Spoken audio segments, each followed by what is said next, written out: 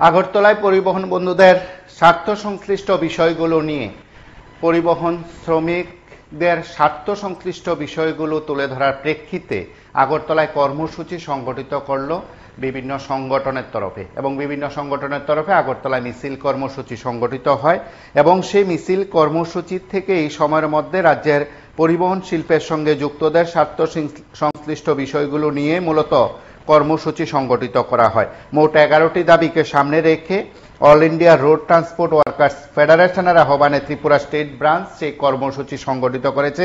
একই সঙ্গে আরও বেশ কয়েকটি সংগঠন তাতে অন্তর্ভুক্ত হয়েছে। আগরতলায় পুরনো মোটর স্ট্যান্ড থেকে তাদের মিছিল শুরু হয়। মিছিল বিভিন্ন পথ পরিক্রমা করে তারপর উত্তর গেট এলাকায় গিয়ে পরিবহন কমিশনারের উদ্দেশ্যে 11 দফা দাবিতে স্মারকলিপি তুলে দেওয়া হয় প্রতিনিধিদের তরফে। তার পাশাপাশি কিন্তু সেখানে একটি আয়োজন করা হয়, সভা সংগঠিত হয়। সেই সভায় রাজ্যের সিআইটিইউ সভাপতি মানিক দে, সাধারণ সম্পাদক শঙ্কর প্রসাদ দত্ত সহ সংশ্লিষ্ট সংগঠন নেতৃত্ব সেখানে বক্তব্য রেখেছেন। যে 11টি দাবিকে সামনে রেখে এই আয়োজন, সেখানে কিন্তু পরিবহনের ক্ষেত্রে আরোপ করা সমস্ত প্রকার বর্ধিত ট্যাক্স ফি প্রত্যাহার করার দাবি জানানো হয়েছে। পরিবহন বীমার মাসুল কমাতে পরিবহন দপ্তরকে কার্যকরী পদক্ষেপ গ্রহণ করার দাবি জানানো হয় এদিনের কর্মসূচি থেকে। রাস্তায় চলে না এমন যানবাহনগুলোর উপর জমাকৃত ট্যাক্স এককালীন মকুবের ব্যবস্থা করারও দাবি করা হয়েছে। তার পাশাপাশি আরও বেশ কয়েকটি দাবি সেখানে রয়েছে এবং সব দাবির প্রেক্ষিতে মূলত কর্মসূচি সংগঠিত হয়। দাবি সনদ নিয়ে কথা বলেন নেতৃত্ব, তার পাশাপাশি আয়োজিত সভায় বক্তব্য রাখেন। আমরা তার অংশবিশেষ শুনি। ত্রিপুরা মোটর শ্রমিক ইউনিয়ন আছে, অটোরিক্সা ওয়ার্কার্স ইউনিয়ন আছে, ই রিক্সা ওয়ার্কার্স ইউনিয়ন আছে এবং টিআরটিসি শ্রমিকদের ইউনিয়নও তাতে যুক্ত আছে। এই 4টি সংগঠনের যৌথ মঞ্চ all India road transport workers ফেডারেশনের আহ্বানে পরিবহন ক্ষেত্রে যে শ্রমিকরা কাজ করছেন তাদের উপর অমানসিক যে অত্যাচার এবং নির্যাতন হচ্ছে, পরিবহন শ্রমিকদের রুজি রোজগার দিনের পর দিন সংকুচিত হয়ে যাচ্ছে এবং সামগ্রিকভাবে এই পরিবহন ব্যবস্থাকে পঙ্গু করে দিয়ে আমাদের দেশের সরকার শ্রমিকদের সর্বনাশ করছে। এই সমস্ত বিষয়গুলোকে মাথায় নিয়ে আজকে all India road transport workers ফেডারেশনের ত্রিপুরা শাখা তারা পরিবহন কমিশনারের সাথে কথা বলতে গেছেন। আজ বিকেলে আমাদের রাজ্যে পুলিশ প্রশাসনের উচ্চ কর্তৃপক্ষের সাথে ডেপুটেশনের সময় ঠিক হয়েছে। সেখানে পুলিশ শ্রমিকদের উপর যে অযৌক্তিকভাবে নির্যাতন করছে তারও প্রতিকার দাবি করে এবং অন্যান্য বিষয়গুলো নিয়ে সেখানে আলোচনা করা হবে। আপনারা শুনেছেন টিএমএসইউর সেক্রেটারির মুখ থেকে যে কিভাবে পরিবহন শিল্পের শ্রমিকরা আক্রান্ত হচ্ছেন। আমরা দেখলাম পরিবহন ক্ষেত্রে যারা কাজ করেন তারা গাড়ি চালাতে গিয়ে বিভিন্ন সময়ে বিভিন্ন সমস্যার সম্মুখীন হন।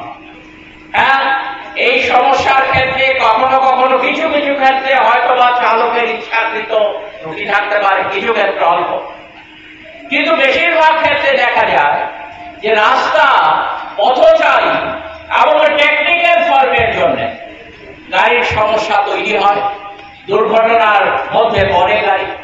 এই সমস্ত কিছু বিচার বিবেচনায় না রেখে আমরা লক্ষ্য করলাম গত কিছুদিন আগে এবং যেটা গত 4 দিন আগে অর্থাৎ 1 জুলাই থেকে সারা ভারতবর্ষে লাগু করা হয়েছে ভারতীয় ন্যায় সংহিতা, সংক্ষেপে যাকে বলছে বিএনএস। সেই ভারতীয় ন্যায় সংহিতার 106 নম্বর ধারা 2 উপধারাতে কি বলা হয়েছে, আগে যেখানে শ্রমিকদের কোন ত্রুটি দুর্বলতা থাকলে পর তাদের জন্য 2 বছরের জেলের ব্যবস্থা ছিল।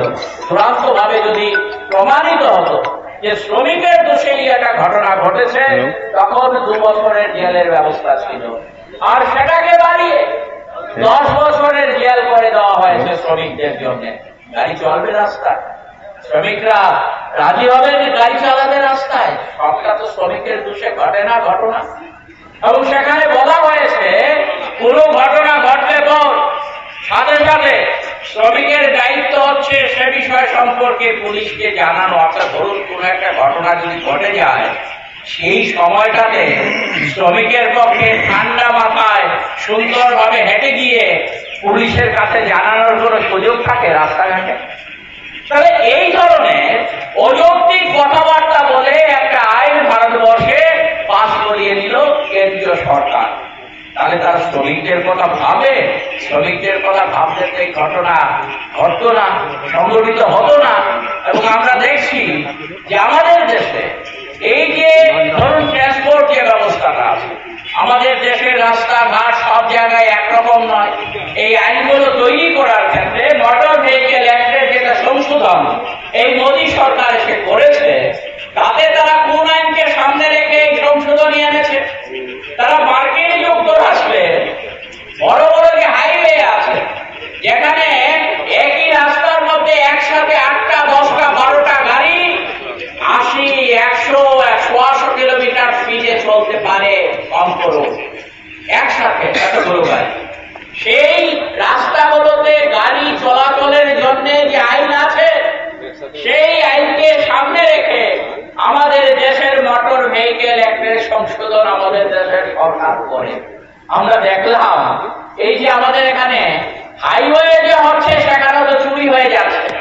গত কয়েকদিন আগে জগন্নাথপুর চা বাগানের জায়গা আমাদের রাজ্যের সরকারের প্রশ্রয়ে দখল করে নেবার দ্রুত গতিতে যেখানে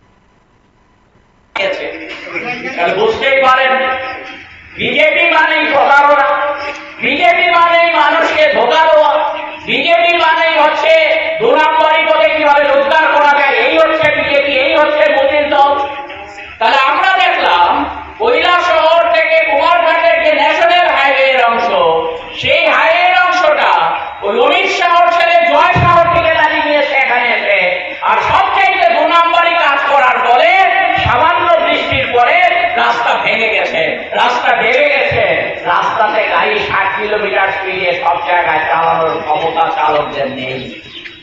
তাহলে এরকম পরিবেশ পরিস্থিতিতে দাঁড়িয়ে সমস্ত দোষটা, সমস্ত দায়িত্বটা চালকদের উপর, শ্রমিকদের উপর চাপিয়ে দিয়ে বিভিন্ন ভাবে আইন করার যে ব্যবস্থা তারা করছে, এই জায়গাগুলোতে আমরা লক্ষ্য করছি যে এটা অন্যায়, এটা মেনে নেওয়া যায় না। আর তার প্রতিবিধানের জন্যই আজকে আমরা এখানে এসেছি। আর অন্যান্য দাবি আছে, পরবর্তী সময়ে আলোচিত হবে। আমরা চাই এর প্রতিবিধান হোক।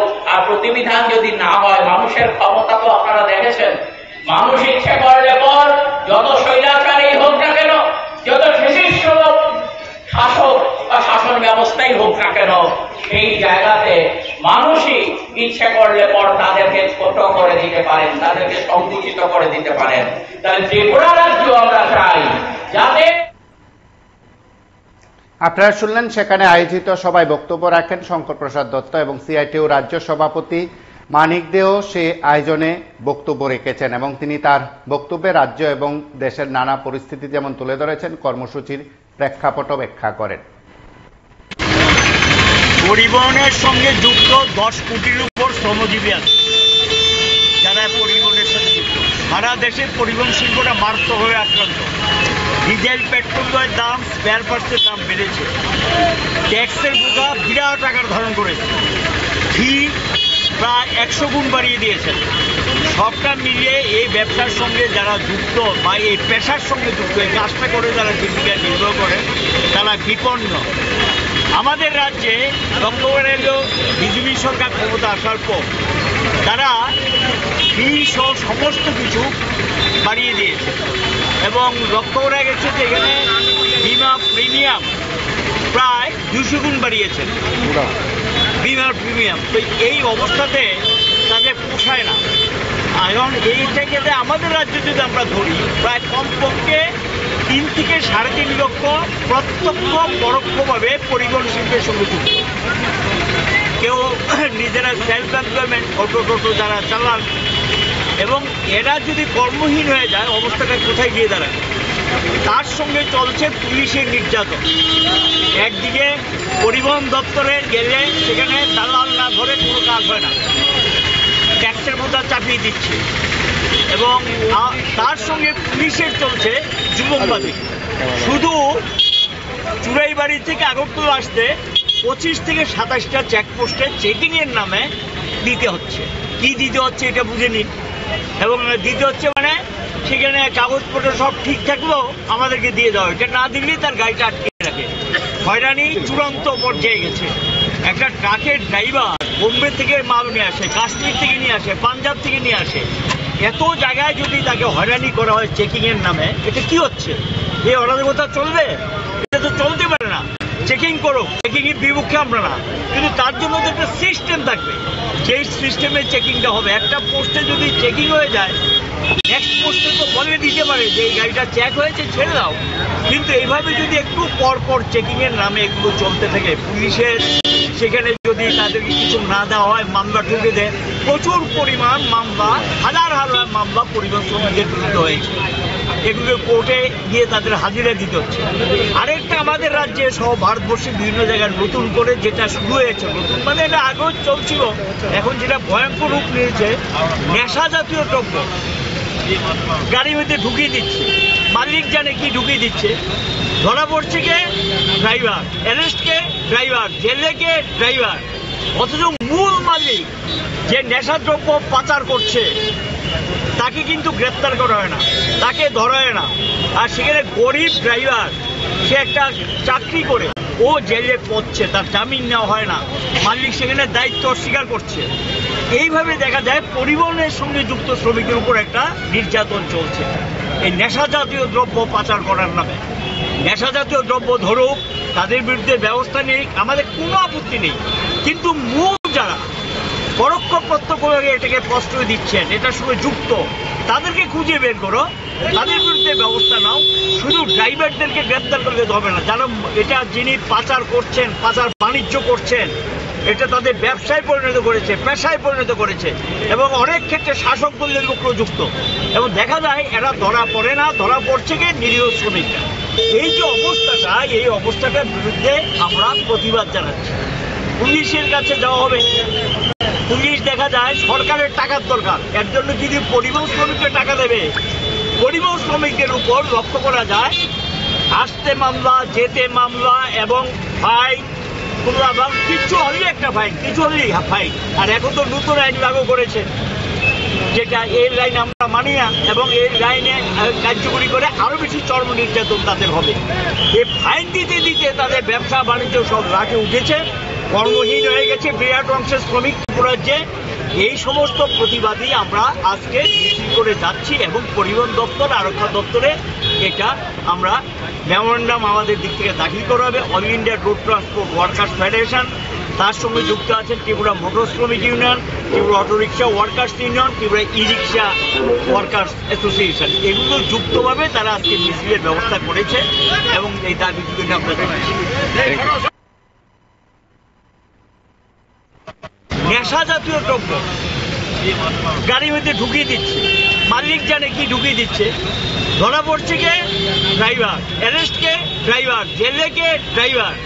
অথচ মূল মালিক যে নেশাদ্রব্য পাচার করছে তাকে কিন্তু গ্রেপ্তার করা হয় না, তাকে ধরা হয় না। আর সেখানে গরিব ড্রাইভার, সে একটা চাকরি করে ও জেলে পড়ছে, তার জামিন নেওয়া হয় না, মালিক সেখানে দায়িত্ব অস্বীকার করছে। এইভাবে দেখা যায় পরিবহনের সঙ্গে যুক্ত শ্রমিকের উপর একটা নির্যাতন চলছে এই নেশা জাতীয় দ্রব্য পাচার করার নামে। নেশা জাতীয় দ্রব্য ধরুক, তাদের বিরুদ্ধে ব্যবস্থা নেই, আমাদের কোনো আপত্তি নেই, কিন্তু মূল যারা পরোক্ষ প্রত্যক্ষভাবে এটাকে প্রশ্রয় দিচ্ছেন, এটার সঙ্গে যুক্ত, তাদেরকে খুঁজে বের করো, তাদের বিরুদ্ধে ব্যবস্থা নাও। শুধু ড্রাইভারদেরকে গ্রেপ্তার করলে হবে না, যারা এটা যিনি পাচার করছেন, পাচার বাণিজ্য করছেন, এটা তাদের ব্যবসায় পরিণত করেছে, পেশায় পরিণত করেছে এবং অনেক ক্ষেত্রে শাসক দলের লোকও যুক্ত। এবং দেখা যায় এরা ধরা পড়ে না, ধরা পড়ছে কি নিরীহ শ্রমিকরা। এই যে অবস্থাটা, এই অবস্থাটার বিরুদ্ধে আমরা প্রতিবাদ জানাচ্ছি। পুলিশের কাছে যাওয়া হবে, পুলিশ দেখা যায় সরকারের টাকার দরকার, এর জন্য যদি পরিবহন শ্রমিককে টাকা দেবে, পরিবহন শ্রমিকদের উপর লক্ষ্য করা যায় আসতে মামলা, যেতে মামলা এবং ফাইন, কিছু হলেই একটা ফাইন, কিছু হলেই ফাইন। আর এখন তো আপনারা শুনলেন আগরতলায় পরিবহন বন্ধুদের স্বার্থে কি দাবি উত্থাপন করা হয়েছে, কি বিষয় উত্থাপন করা হয়েছে। তার সঙ্গে কিন্তু এই সংগঠন আজ বিকালে রাজ্যের পুলিশ মহানির্দেশকের উদ্দেশ্যেও স্মারকলিপি দেবে, রাজ্যের পরিস্থিতি তুলে ধরবে। একদিকে পরিবহন আধিকারিকদের উদ্দেশ্যে স্মারকলিপি, আগরতলায় কর্মসূচি, তার পাশাপাশি প্রতিনিধিত্বমূলক ডেপুটেশনও দেওয়া হবে পুলিশ প্রধান কার্যালয়ে এবং সেখানে কিন্তু পুলিশ প্রধানের উদ্দেশ্যে স্মারকলিপি প্রদান করা হবে।